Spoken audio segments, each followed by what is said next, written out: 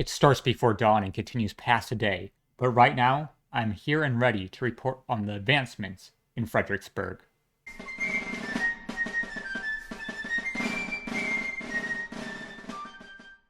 The sun isn't up yet. The fog is thick, disguising the Confederate positions to Major General Ambrose Burnside. Now is the time to move. He has 6 pontoon bridges. He deploys 2 north, leading directly to the city, 1 below Fredericksburg near the railroad, and 3 right after Deep Run. The engineers get to work, moving their boats into position when a crack is heard. They look across the raging Rappahannock, see a small flash from a window. Sharpshooters! Brigadier General William Barksdale of the Confederacy has occupied the town with his brigade, made up of the 13th, 17th, 18th, and 21st Mississippi. Small arms fire from Fredericksburg strike individual Union engineers. For their business to proceed in a timely manner, those sharpshooters must be silenced. Bold General Lee has given the Army of the Potomac a problem to overcome, and as God as his witness, Burnside will overcome. He gives the order to Brigadier General Henry J. Hunt, the man in charge of the artillery, to silence the town of Fredericksburg or burn it to the ground, whichever comes first. In the south, 5 Union batteries suppress the Confederate fire. Major General William B. Franklin's crossing has been secured. He can begin to cross by midday afternoon.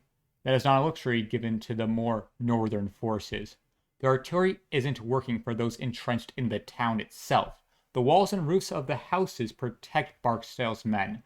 General Hunt's bombardment was ineffective for the enemy opposing Major General Edwin Sumner's Grand Division.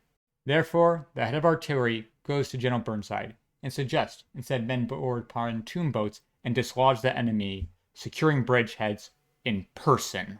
Colonel Nathan J. Hall, 2nd Corps, 2nd Division, 3rd Brigade, offers up his men of the 7th Michigan and 19th Massachusetts to get that bridgehead. Burnside gives it the go-ahead, but the commander reconsiders and halts Hall's mission. The effort meant death to most of those who should undertake the voyage. Hall's men let out 3 cheers, ready to undertake the voyage. Burnside sees that these men are soldiers and tells them to go. 3 p.m., the cannons roar to life again as a little over 100 infantry, crammed in boats, begin the voyage over to Fredericksburg. They hit the town and form skirmish lines, claiming the immediate vicinity of their landing. Some groups open fire onto windows, forcing the Confederates away from range, as their comrades break into the houses, clearing them one by the bayonet. Barksdale won't let himself be pushed from the town so easily, ordering a general charge from his brigade.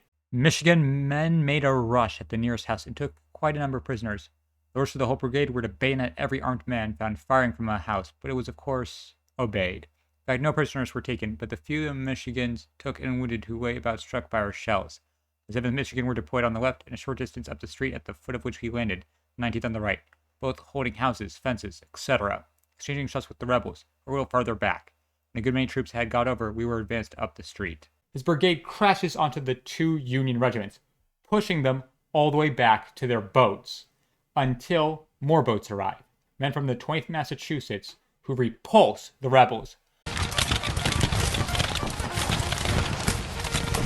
Barksdale's men flee the scene, some taking up room in alleys or in more houses, firing on marching Union columns. The engineers were ready to continue construction, finishing a bridge allowing more men to be sent over. Burnside only reinforces with the bare minimum to hold his gains. Barksdale men nonetheless get pushed further and further back. When night falls and the fighting ends, he leaves the town to the Union. He has done his part in buying time with his own men's lives. He can return to Allied lines. The rest of the Union will cross over in the coming days, but on the 11th we can turn to the Union and realize it's not as well as it should be. The artillery wasn't effective as it should have been. Men charged unprotected into enemy fire. Burnside was overly cautious with his reinforcements, and there was less coordination than would be hoped for in a general assault.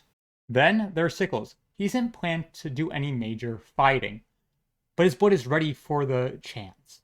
He hasn't had a ability to even engage in battle since the Peninsula Campaign. The army is ready for a victory, but can't be prepared for another failure. Sleep is impossible to obtain, as the adrenaline keeps up the Army of the Potomac. Burnside can't sleep well either. His army is to fight the enemy as soon as they can. But can they win?